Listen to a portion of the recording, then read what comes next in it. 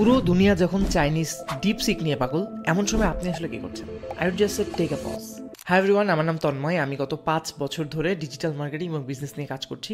আপনি হয়তো ভিডিওটা দেখছেন ফেব্রুয়ারি 2025 সালে। আজকের ভিডিওতে আমি আসলে ডিপসিক কীভাবে তৈরি হলো, বা ডিপসিকের মেন ফাউন্ডিং স্টোরি কি, ডিপসিকের 40 বছর বয়সী ফাউন্ডার কীভাবে করে সাইড প্রজেক্ট হিসেবে তৈরি করলো, এগুলো নিয়ে না। আমি ভিডিওটা বানাচ্ছি খুবই নর্মাল ডে টু ডে মানুষ কীভাবে করে চিন্তা করা উচিত তাদের এআই নিয়ে, এবং মেইনলি অ্যাকচুয়ালি প্রফেশনাল যারা আছেন, যারা রেগুলার ডে টু ডে কাজ করেন, রেগুলার এআই নিয়ে তাদের অনেক ফ্যাসিনেশন নাই, বাট তারা এআই দিয়ে এতটুকু জাস্ট তাদের ডে টু ডে লাইফে যেগুলো কাজে লাগে এগুলো নিয়ে কাজ করতে চান, তাদের জন্য ভিডিওটা বানাচ্ছি। সো নেক্সট 6-7টা যেই পয়েন্টগুলো আলোচনা করব, আই হোপ প্রত্যেকটা পয়েন্ট আপনি মন দিয়ে শুনবেন। ডিপসিকের অফিসিয়াল ওয়েবসাইটে একটা ওদের রিসার্চ পেপার টাইপের ওরা মানে কীভাবে তৈরি করেছে না করেছে সব কিছু একটা শেয়ার করেছে। ওইটা সবাই চাইলে পড়তে পারেন, স্পেশালি যারা প্রোগ্রামার আছেন বা যারা এগুলোতে ইন্টারেস্ট বা প্রোডাক্ট ম্যানেজার যারা আছেন তারা এগুলো পড়তে পারেন, তাদের জন্য মোটামুটি আইডিয়া আসবে। সো এখানে প্রথম কয়েকটা কনসেপ্ট খুবই ইম্পর্টেন্ট।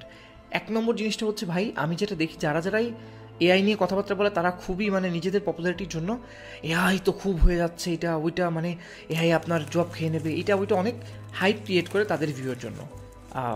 বাট অ্যাকচুয়ালি হচ্ছে, আমি বলবো আমার কাছে ব্যক্তিগতভাবে মনে হয় এরা নিজেরও আসলে খুব একটা বোঝে না এই জিনিসটা। জাস্ট বোঝে এআই একটা জিনিস আছে, এই সব কিছু আপডেটেড থাকতে হবে, এটা বুঝতে হবে, ওটা বুঝতে হবে, এই ব্যাপারটা মানে তারা না বুঝেই আমার কাছে মনে হয় করে। সো মেইন আমি আপনাদেরকে যেটা বলবো সেটা হচ্ছে, এআই এখনও আপনার জব খাইতে দেরি আছে।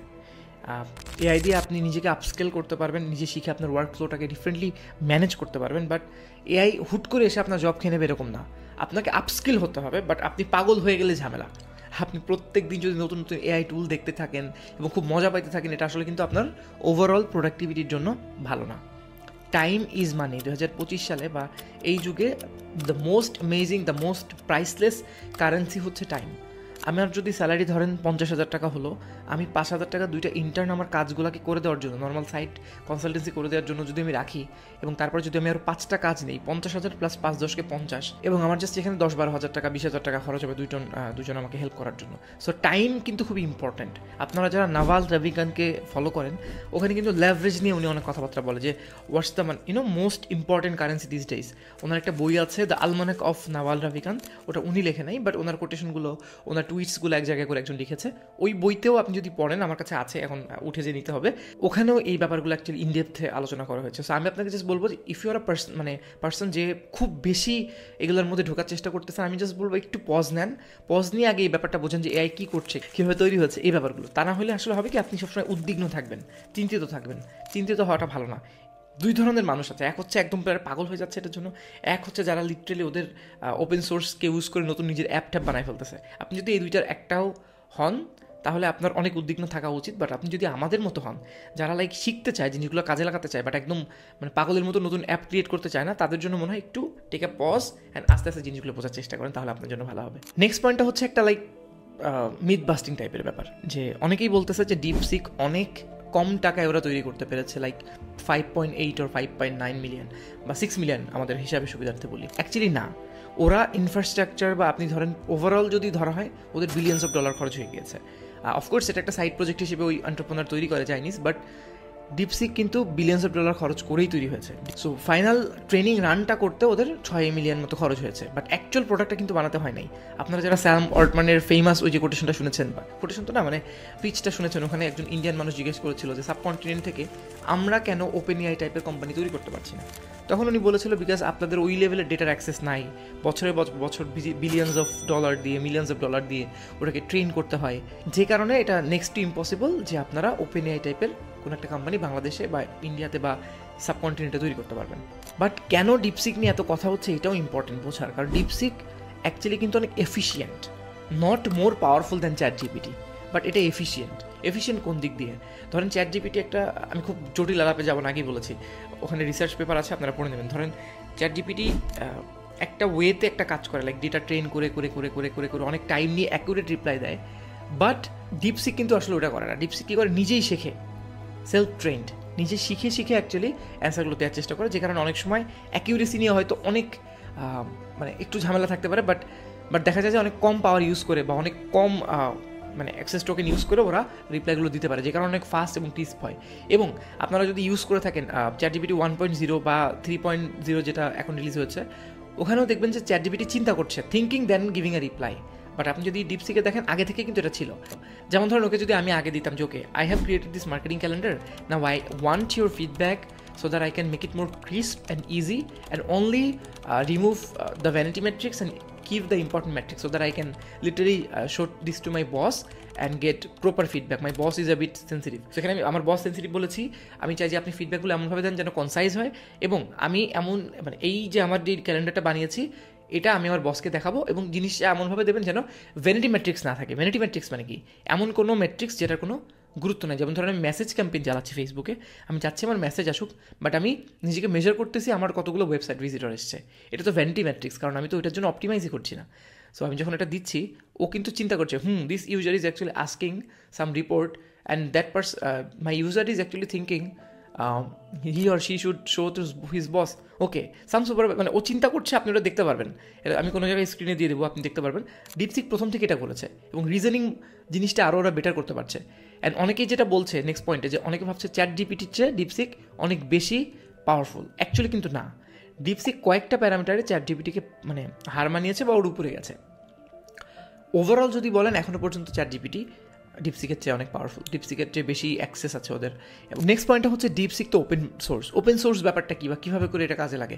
এখন ধরেন আপনার যদি খুব ভালো লেভেলের মানে আপনি যদি বাসায় সেট আপ থাকে, আপনার যদি সেরকম কম্পিউটার থাকে, এবং আপনি যদি স্টোরেজ সেটা ম্যানেজ করতে পারেন, কম্পিউটিং পাওয়ার ভালো থাকে, ফাস্ট ইন্টারনেট থাকে, এসব থাকলে আপনি নিজেও কিন্তু বাসায় ডিপসিক প্রাইভেসি সহ ইউজ করতে পারবেন। প্রাইভেসি সহ ইউজ করা মানে কি, আপনি ধরেন আপনার ইনফরমেশন দিচ্ছেন, ওটা কিন্তু একটা ডিপসিকের সার্ভারে গিয়ে জমা হচ্ছে, রাইট?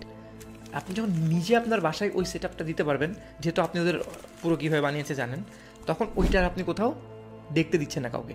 সো যারা মনে করেন নতুন গেম তৈরি করবে, বা ধরেন নতুন একটা অ্যাপ্লিকেশন তৈরি করবে, বা ধরেন স্কেজুয়ালিং কোনো একটা ডিভাইস তৈরি করবে, স্কেজুয়ালিং কোনো একটা অ্যাপস তৈরি করবে, তাদের জন্য স্পেশালি যেটা প্রোডাক্ট ম্যানেজার টাইপের লোক আছে, যাদের প্রোডাক্টের জ্ঞান আছে এবং at the same time coding পারে কিছু, তাদের জন্য এইটা অনেক ইন্টারেস্টিং একটা জিনিস। কারণ চ্যাট জিপিটি প্রথমে 2018 সালে যখন চ্যারিটি হিসাবে ইলন মাস্ক, চ্যারিটি মানে হচ্ছে ওপেন সোর্স থাকবে, সবাই ইউজ করতে পারবে, এরকম একটা চিন্তা করে যখন ইলন মাস্ক ওখানে মিলিয়ন্স অফ ডলার ইনভেস্ট করে, তখন কিন্তু তারাও বলেছিল যে আমরা ওপেন সোর্স করতে চাই, কিন্তু অ্যাকচুয়ালি এটা ওপেন সোর্স হয়নি। পরে দে আন্ডারস্টুড যে আমরা এমন একটা জিনিস ক্র্যাক করতে পেরেছি যেটা আমাদের আগে হয়তো এখনও ওভাবে কেউ করতে পারেনি, এবং ওটাকে আরও হিউম্যানলি মানে ম্যাস লেভেলে এখন আপনি যে কোনো একটা প্রফেশনাল মানুষকে দেখবেন যে হয়তো $20 দিয়ে অথবা কোনো একটা গ্রুপ বাই কিনে 400-500 টাকা দিয়ে সে চ্যাট জিপিটি সাবস্ক্রিপশনটা ইউজ করছে। বাট ম্যাস লেভেলে পৌঁছানোর জন্য তারা আর আসলে চ্যারিটি অর্গানাইজেশন বা ধরেন আপনার ওপেন সোর্স থাকে নাই, বাট ডিপসিক কিন্তু ওপেন সোর্স থেকেছে। এই যে ওপেন সোর্স থাকলো, এটা নিয়ে আমার একটা হাইপোথিসিস আছে, এটা আমি একটু পরে বলছি, but you get the idea, right? যে আপনি যখন ডিপসিক ইউজ করছেন বা চ্যাট জিপিটি ইউজ করছেন,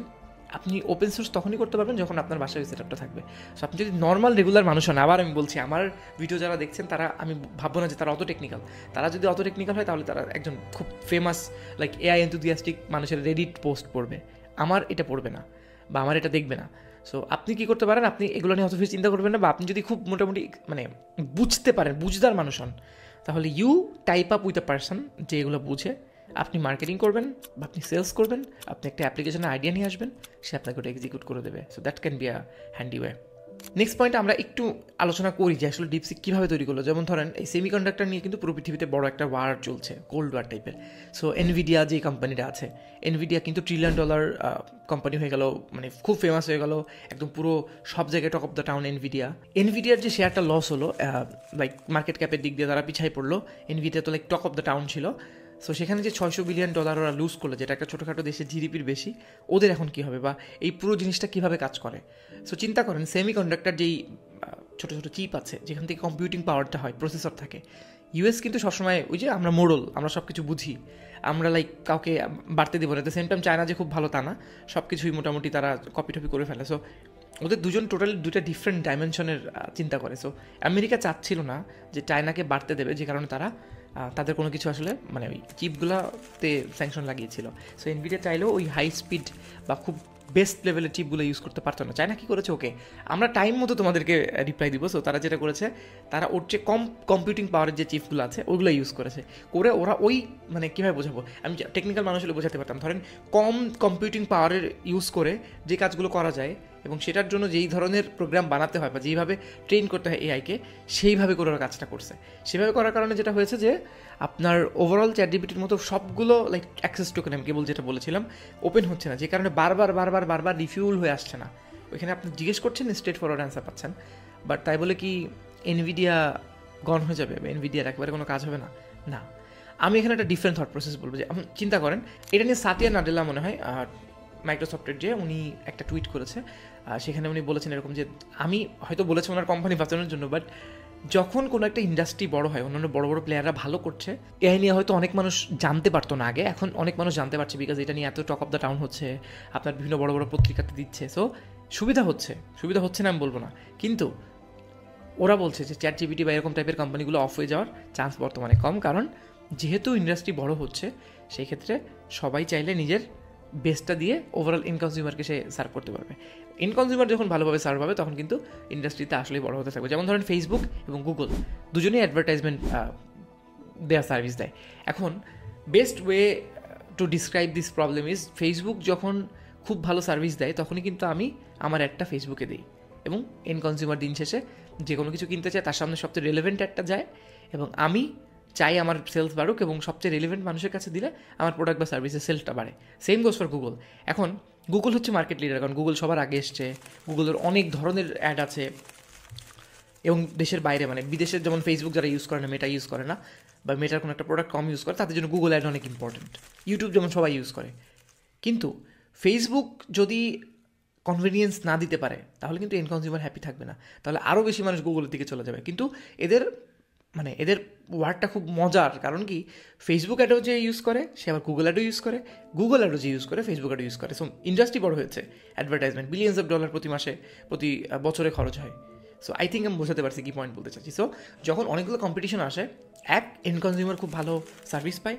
আপনি বিকাশ নগদের ডিসকাউন্ট দেখলে বুঝতে পারবেন, বা ধরেন চাল ডাল আর ফুড পান্ডার ডিসকাউন্ট দেখলে বুঝতে পারবেন, বা পৃথিবীর ধরেন অ্যামাজন আর ফ্লিপকার্টের ডিসকাউন্ট ইন্ডিয়াতে দেখলে বুঝতে পারবেন, বা জিও বা এয়ারটেলের ইন্টারনেট প্যাকেজ দেখলে বুঝতে পারবেন।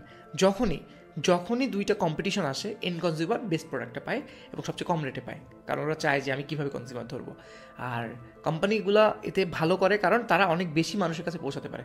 একটা নর্মাল মানুষ, আমি কেবল বললাম যে এআই নিয়ে যখন চিন্তা করে না, তখন তার ওই $20 সাবস্ক্রিপশনটা কেনার চান্স কম।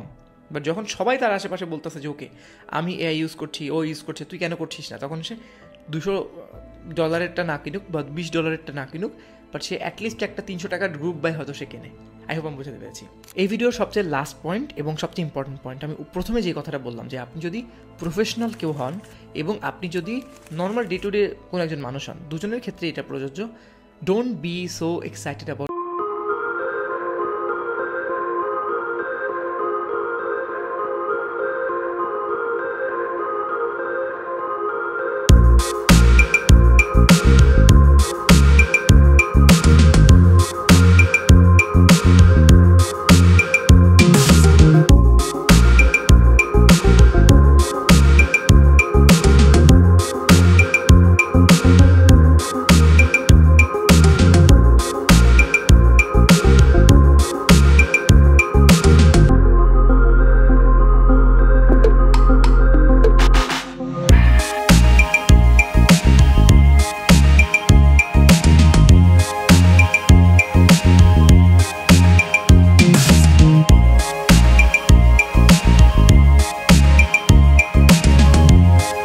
অ্যাডভান্স রিজনিং 1.8 থেকে অনেক বেটার। যারা এগুলো বুঝেন না, তারা হচ্ছে ChatGPT যেসব মডেলগুলো থাকে, প্রথমটা ছিল 3, তারপরটা হলো 4, তারপর হলো আপনার 4 মিনি টাস্ক, তারপর হলো 1.0, যেটা আমার সবচেয়ে পছন্দের। অনেক চিন্তাভাবনা করে অনেক সুন্দর ক্রিস্প রিপ্লাই দেয়। সেম ক্ষেত্রে আপনার হয়তো এবার গুগল খুব ভালো কিছু করবে, তারপর ধরেন লামা একটা কিছু নিয়ে আসবে। সো এন্ড কনজিউমার দিন শেষে অনেক বেটার সার্ভিস পাবে। সো আপনি চেষ্টা করেন যে আপনার বর্তমান যেটা ইউজ করছেন, আনটিল আপনার খুব স্পেসিফিক কোনো দরকার থাকে, যে ধরেন আপনি একজন প্রোগ্রামার, আপনি ফ্রিতে আসলে অনেক বড় বড় ওপেন সোর্স মডেল ওখান থেকে নিয়ে আপনি কিছু করতে চাচ্ছেন, সেই ক্ষেত্রে just switch to that one, বা আপনি নিজের বাসায় করে ফেলেন সেট আপ। বাট আপনি যদি নর্মাল ডে টু ডে মানুষ না, আবার এটা কার জন্য বুঝতে হবে, আপনি খুব বেশি এটাতে মানে আপডেটেড থাকেন, খুব বেশি পাগল হবেন না। আপনি আগে যেটা ইউজ করছেন ওটাই আরও বেস্ট ওয়েতে কীভাবে ইউজ করা যায় সেটা শেখেন, এবং জাস্ট আপডেটেড থাকেন ইন্ডাস্ট্রির সাথে। আই হোপ আমরা খুব তাড়াতাড়ি আবার কথা বলবো, অ্যান্ড আমার এই ভিডিওতে ইন্টারেস্টিং কোনো পয়েন্ট যদি আপনার মনে হয় যে আপনি ডিফারেন্টভাবে চিন্তা করছেন বা আপনার কাছে ডিফারেন্ট মনে হয়, জাস্ট কমেন্টে জানান, আমি চেষ্টা করবো এটা রিপ্লাই করার। এই ধরনের ছোটোখাটো কেস স্টাডি এবং আমার পার্সোনাল একটু ডিফারেন্ট থটস এবং ডিজিটাল মার্কেটিং লাইভ প্রজেক্টের ভিডিওগুলো যদি আপনি দেখতে চান, জাস্ট আমার চ্যানেলে সাবস্ক্রাইব করেন বা আমার ফেসবুকে দেখলে আমার ফেসবুকে একটু সাবস্ক্রাইব করে রাখেন। Thank you.